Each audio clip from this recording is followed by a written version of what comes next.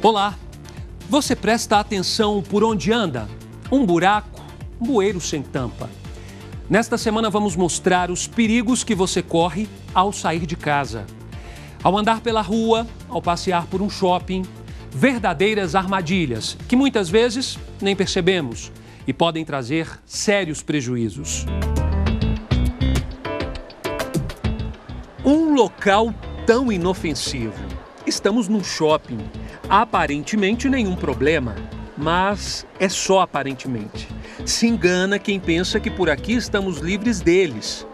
Por aqui, os perigos estão por todos os lados. No shopping, ela é a vilã. Quase sempre pega os clientes desatentos. Aqueles que estão usando um vestido mais longo, um óculos escuro. Eu vou falar com um brigadista, que é o Janderson. Ele trabalha aqui no shopping. Janderson, você estava me dizendo o seguinte: quase sempre tem uma pessoa enroscada aqui na escada, é isso? Com certeza. O problema da escada hoje em dia no shopping é a questão da atenção, a segurança que as pessoas deixam de prestar com o equipamento.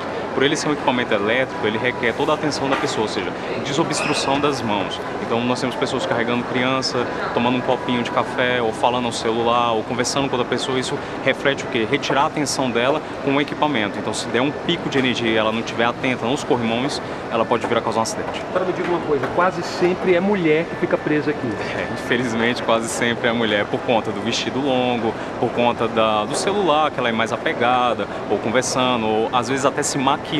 Às vezes nós pegamos pessoas se maquiando na escada, então nós apresentamos esse tipo de orientação, né, que é um cartãozinho, onde reflete para ela, remata a ideia sobre prestar atenção ou levantar a barra do vestido para que ele não venha ficar preso. E os flagrantes não faltam, são muitos. Olha só o bendito celular. Eu vi ali que você distraiu um pouquinho usando o celular, é arriscado isso, você sabia? Eu sei que é arriscado. E aí? É costume, né? A gente tem esse costume. Tem que se policiar para não fazer mesmo. O que você estava fazendo? Respondendo uma mensagem. Fez errado, mas é tempo de aprender. Que vem o alerta de quem entende sobre o assunto. A nossa atenção ela tem que ser redobrada com relação a um equipamento de alto porte como esse. Então, você descer no centro da escada como você desceu, manipulando o seu celular, é um direito de todo mundo. Porém, se der um pico de energia, você pode se assustar e vir a cair. Aí vir a machucar um idoso que esteja na frente, qualquer outra pessoa. Interessante, não sabia dessa orientação. E tem que ter atenção mesmo. A escada ela tem um grande público. Então, se for um horário em que me permita retirar o objeto, uma moeda ou uma carteira, um celular, que eu não preciso desligar a escada, eu imediatamente vou até a frente da escada e retiro, sem nenhum problema. Agora, se eu ver que vai causar algum acidente, eu tenho um botão de emergência, que é esse aqui, onde está escrito parada de emergência. Eu vou parar lá em cima, primeiro, impedir a passagem, vou apertar esse botão, ela vai travar, aí eu retiro o objeto, seja ele qual for, retirando o objeto e vendo que tem segurança, eu vou religar a escada de novo. Aqui um exemplo que deve ser seguido. Atenção redobrada. Essa é uma mãe preocupada. Filhas sempre perto, do lado. Não dá para descuidar. Tenho medo que ela se machuque. É? Que caiam da escada. Como é que você faz, geralmente? Você vai usar, você pede para ela secar, o que você faz? Normalmente eu pego a mão dessa, essa aqui encosta a mãozinha no corrimão e eu coloco a mão em cima da mão dela. Tá perfeito, porque a criança ela é um pouquinho atentada e ela gosta de um equipamento como escada. Então, o interesse da criança é sempre brincar, olhar para os lados, querer se distrair. Então, segurar sempre na mão da criança e deixar ela fazer o que ela está fazendo, normal, para não sentir medo do equipamento. Mas o ideal é sempre segurar na mão da criança e manter o outro equipamento como você está segurando o seu objeto na mão, mas segurando a mão da criança. Aqui, uma das principais causas dos acidentes nas escadas rolantes. Elas quase sempre são as principais vítimas. Por quê? Vestido longo e a falta de atenção. Nós tomamos o cuidado hoje de abordar todas as mulheres, principalmente, com os vestidos longos, para que eles não venham a entrar nesses dentezinhos que ficam na escada. Porque isso pode causar um acidente, você pode perder o equilíbrio, pode vir a cair. Então a gente está entregando esse panfletozinho, só um cartãozinho, orientando a pessoa como que ela deve fazer. Levantar só uma pontinha do vestido, para que ele não venha, e dar aquele velho passinho por cima do degrau. Eu achei interessante, porque é uma informação que eu não tinha e passei agora a ter. Então vou até repassar para outras pessoas. E quando a escada rolante está daquele jeito ali, ó, parada? Bom, aí não tem jeito. Você vai ter que recorrer, mesmo tendo medo ou não, vai ter que usar aqui, olha, o elevador. Mas o Janderson estava me dizendo que até mesmo aqui no elevador é preciso tomar alguns cuidados. Quais são esses cuidados, gente? Então, o problema do elevador são dois. É que nem a escada rolante, a falta de atenção. Às vezes o elevador, por ser também um equipamento elétrico, ele vai, às vezes, ter um desnivelamento. Isso é normal de todo elevador. Então a pessoa tem que estar atenta ao sair do elevador e ao entrar do elevador. Outro problema é o seguinte, geralmente a pessoa aperta aqui o botão para subir, aperta, ela só ouve o barulho e já entra. Exatamente, ela não se atenta, ouviu o barulho, estou conversando com você, tendo um diálogo normal, a porta abriu, eu já entro imediatamente. Não, eu tenho que parar, observar se o elevador a gente realmente percebe está aqui, aqui. ó, que ele está com um pouquinho acima. Ele hoje está com um certo desnivelamento, ó, coisa de 2 dedos. O que acontece? Eu posso vir a entrar e bater e vir a tropeçar. E a mesma coisa ao sair, eu posso bater e tropeçar. Então, como é normal esse processo dele, o que eu tenho que ficar atento? Segurar em uma das mãos para entrar ou para sair. Ou se eu estiver falando no celular, obstruir. Sempre uma mão desobstruída, para que eu possa ter o quê? Uma resistência ao segurar o equipamento. E fique atento.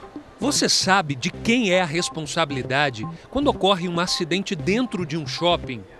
Bom, quando a vítima for um menor que esteja com os pais, a responsabilidade será sim do shopping. O que o juiz vai analisar julgando um caso desse é que, para efeito de fixação do quanto indenizatório, a responsabilidade dos pais que estavam no dever de vigilância daquela criança. Então o juiz, claro, ao livre-arbítrio dele, ele pode diminuir a indenização. Já quando o acidente ocorrer com um adulto, tudo vai depender do que aconteceu. Se o adulto comprovar que esse acidente decorreu de uma falha na prestação de serviço do shopping, ele tem o direito de ser indenizado. E o perigo também está nos estacionamentos, nas garagens. Quem nunca tropeçou nesses obstáculos? Essas são as famosas tartarugas.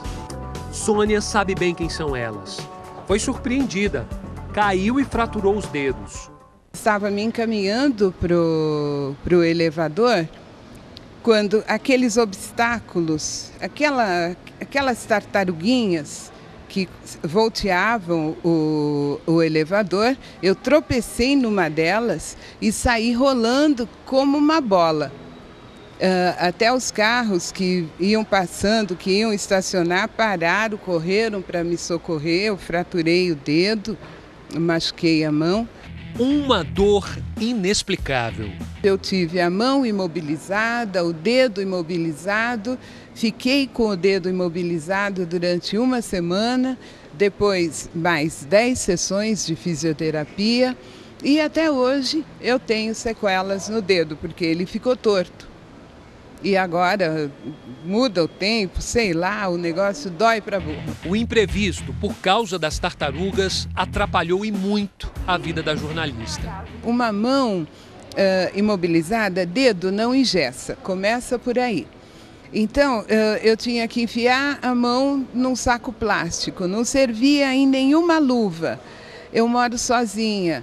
Então eu deixei de cozinhar, eu deixei de lavar roupa, eu deixei de limpar a casa, tomar banho era um sufoco. Para tentar conseguir uma reparação, Sônia decidiu recorrer à justiça. Entrou no juizado especial. Eu fiquei muito decepcionada, porque o juiz achou que tudo ali estava correto. Ele achou que foi falta de atenção da minha parte, que o estacionamento estava totalmente correto. Então eu perdi.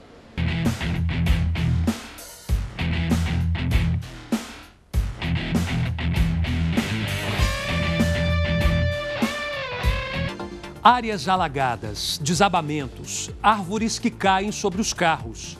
Tragédias que estão em nosso cotidiano. Na maioria das vezes, esses desastres provocam revolta e muita dor. Vamos contar a história da pequena Giovana, a menina de 6 anos que morreu afogada enquanto voltava para casa.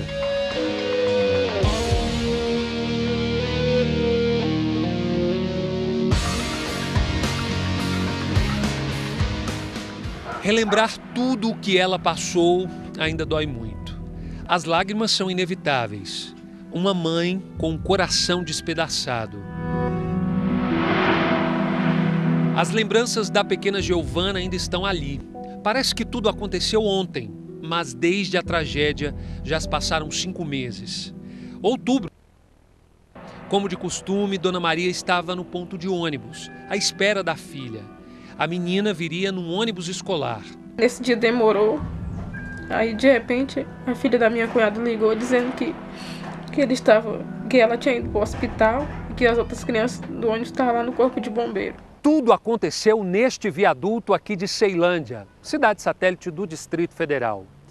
Finalzinho de tarde, chovia bastante. O ônibus escolar estava cheio. O motorista precisava fazer justamente esse percurso, passar por debaixo do viaduto. Tinha bastante água ali já embaixo. O motorista ainda assim decidiu arriscar e fazer a travessia. O problema é que a água atingiu o motor e o veículo ficou parado ali embaixo. Em questão de minutos, a água subiu muito rápido e atingiu o teto do ônibus. As crianças entraram em desespero. E olha só, aos poucos elas foram sendo salvas, mas a pequena Giovana ficou presa ao cinto de segurança e não conseguiu sair do veículo. Os bombeiros disseram que a água ficou acumulada porque os bueiros do local estavam entupidos.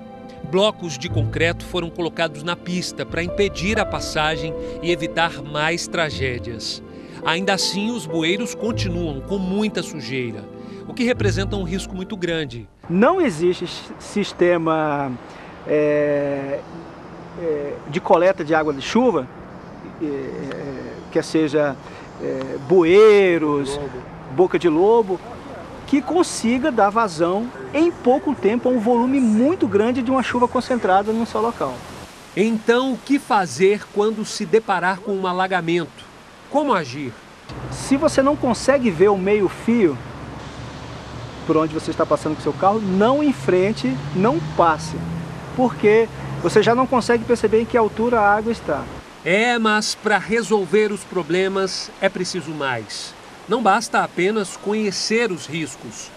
Tem que haver um comprometimento, novas políticas públicas são necessárias para implementar ou para reforçar as ações preventivas, porque o que se gasta na recuperação de uma pessoa afetada por desastre é muito grande. Dona Maria não vai entrar contra o Estado para buscar uma indenização, mas em casos de acidentes em rodovias, em alagamentos, é possível acionar a Justiça estadual ou federal para buscar uma reparação. A Constituição Federal garante esse direito. O parágrafo 6º do artigo 37 afirma que pessoas jurídicas de direito público e privado que prestam serviços públicos respondem pelos danos que seus agentes causarem.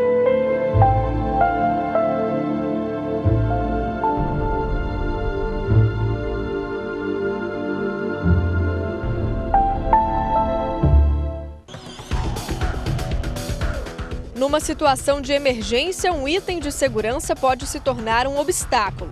É isso que os oficiais do Corpo de Bombeiros têm enfrentado nas grandes cidades.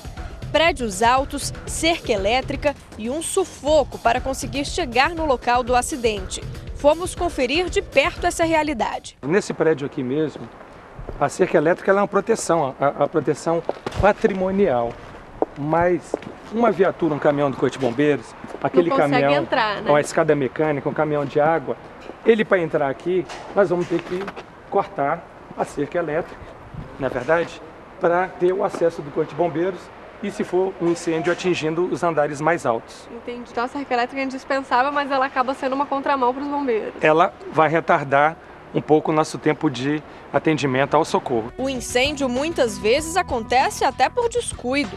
Dadino é síndico há anos e já presenciou um acidente muito comum que envolve panela de pressão e distração do morador. Quando começou a aparecer a fumaça, nós tivemos que abrir a porta, chamar a emergência. Estava lá realmente a panela já tinha esquecido. Além da panela de pressão esquecida no fogo, dentro de casa existem alguns riscos que a gente nem se dá conta. Agora, uma reação automática de todo mundo que chega em casa, né, Tenente Coronel, é logo acender a luz. Vai direto com a mão no interruptor. Existe algum risco? Sim, se o ambiente estiver gasado, né, e essa mistura, a faísca da energia elétrica pode ocasionar uma explosão. Qual que é a primeira orientação, então? A gente indica, chegou em casa, antes de ligar a luz, corre ali na janela, abre a janela, deixa o ambiente arejado, ventilado.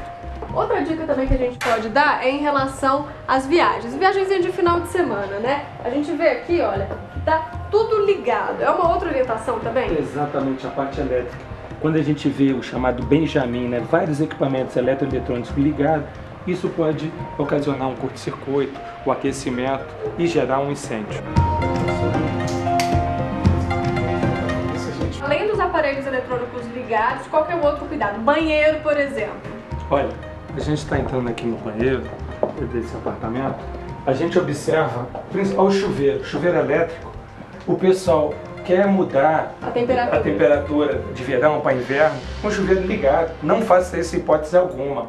Desliga o chuveiro e faça essa mudança. Pode tomar um choque. É importante também o material que a gente coloca no box. Uma queda, né, o vidro, a qualidade desse material de cair em cima da pessoa, de quebrar, isso acontece? Isso acontece. Então, quedas, a pessoa se esbarra, esse vidro ele estilhaça e a gente tem observado casos, né, de pessoas machucadas gravemente com essas quedas que ocorrem em box.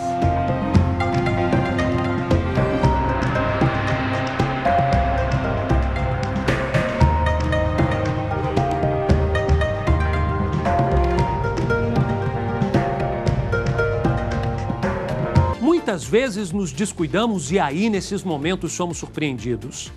Situações tão simples, mas que se transformam em uma grande dor de cabeça. Produtos de limpeza colocados ao alcance de criança e uma piscina sem proteção. Saiba o que fazer nesses casos.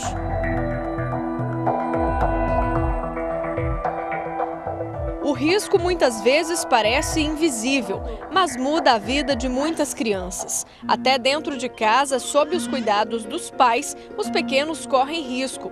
Prova disso são os dados da Sociedade Brasileira de Pediatria. Mais de 5.000 crianças morrem por ano vítimas de acidentes domésticos no Brasil. E mais de 137 mil ficam feridas em decorrência de queimaduras, afogamentos e outros acidentes. Vitor entra nessa estatística. Dias antes de completar 1 ano, ingeriu soda cáustica. Ele estava no carrinho de passeio, preso pelo cinto, quando o acidente aconteceu. A boca dele estava espumando um pouquinho. E aí a gente foi tentar tirar ele do carrinho, correr para lavar a boca, porque a princípio a gente não sabia o que era. Momentos de desespero. Ele já não engolia mais a saliva, então ele ficava salivando bastante, com a boquinha queimando, né? E ficou no soro. No início foi bem difícil também, porque com isso parou a amamentação, né? Então, o que eu poderia estar ali no momento tentando acalmar seria amamentando, né? E aí ele não estava podendo. Vitor ficou internado por meses. Era a atração do hospital.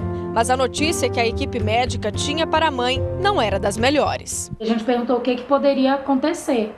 E ele falou, seu filho provavelmente não vai mais alimentar, nunca mais pela boca. E aí, na hora, eu desabei, né? Você pensa, a criança saudável, que já andava desde os 10 meses, né? Sempre se alimentou muito bem, sempre comeu de tudo, e aí você ouve isso. A psicóloga teve de deixar o emprego e agora é o marido que segura as pontas em casa. A prioridade é cuidar do Vitor. Pelo menos o pior já passou. Agora, mesmo com dificuldade, ele consegue se alimentar. A consequência do acidente foi um estreitamento no esôfago, que não deixa o pequeno engolir nada sólido. A saída é uma cirurgia que deve acontecer ainda esse ano. Manter na fé, na esperança de que vai voltar, né? Vitor teve sorte e foi assistido imediatamente. Mariana não sofreu nenhuma consequência penal por conta do ocorrido. Mas, em alguns casos, os acidentes domésticos acabam de forma trágica. Isso daí pode ter repercussão na esfera criminal, dificilmente haverá na esfera civil, né? Mas na esfera criminal pode ser configurado um abandono de capaz, alguma situação dessa natureza. Uma outra situação recorrente nesses casos é o perdão judicial. Nós já entramos em audiências em que a mãe começou a chorar e todos os que estavam presentes começaram a chorar, né? Porque ela mesma falou, eu sou culpada, eu fui responsável pela morte do meu filho e eu quero ser presa, né? Então, assim, aí acabou recebendo perdão judicial e não... porque o fato já causou uma punição maior do que qualquer outra que pode ser aplicada a ela.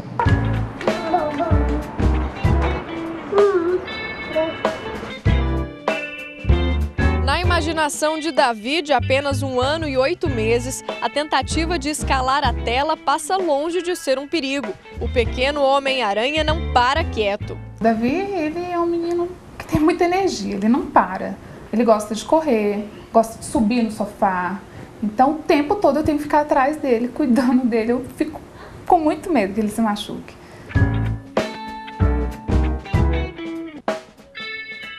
Depois que eu fui mãe, que eu comecei, né, ter essa outra visão. Você olha, às vezes eu tô sentada aqui e fico, gente, melhor colocar alguma coisa ali, porque o Davi, do jeito que ele é, ele vai querer mexer. Então, para proteger, né, eu fico sempre procurando solução. Além da tela, a família também construiu um armário só para guardar material de limpeza. Tudo para evitar que os filhos corram risco. Para ficar mais tranquila, o jeito foi arrumar um terceiro olho. Esse aí não deixa nada passar e transmite tudo em tempo real no celular da Kélia.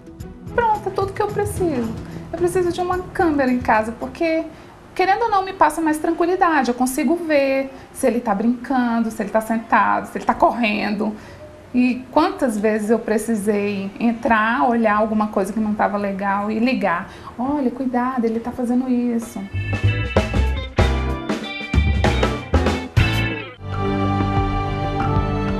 Um perigo, uma armadilha no quintal de casa. Eles nunca imaginaram que aqui poderia ocorrer uma tragédia que marcaria a vida de todos. Era uma tarde de domingo. A criança estava aqui no quintal da casa, brincando ao redor da piscina, com algumas bolinhas de plástico. Ela decidiu sentar na borda e jogar as bolinhas para que os cachorros pudessem pegar. Foi aí que a criança escorregou, foi direto para o fundo da piscina. Brisa, que é a cachorrinha de estimação aqui da família, ela viu aquela cena e percebeu que tinha alguma coisa estranha. Entrou na piscina e na mesma hora viu que a criança estava se afogando e foi lá tentar alertar os donos. Latiu várias vezes, chamou a atenção de vocês, né? Como é que foi na hora, Patrícia? Ela chegou e ficou dando voltas ali na área da cozinha, né? Perto onde eles dormem. Toda molhada e latindo e dando voltas, assim, mesmo chamando a atenção da gente para o que estava acontecendo, né? Depois do susto, a criança que mora em Belo Horizonte ficou bem. Já Patrícia não pensou 2 vezes. A saída foi recorrer a uma rede de proteção para a piscina.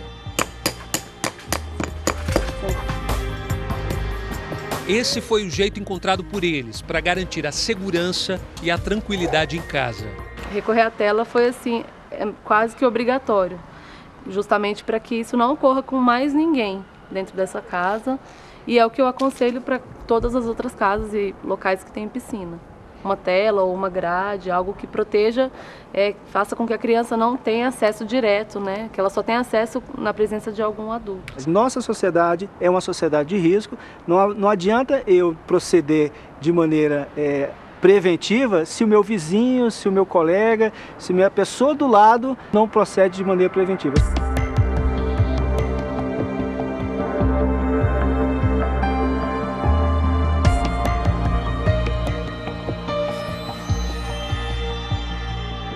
O Repórter Justiça termina aqui.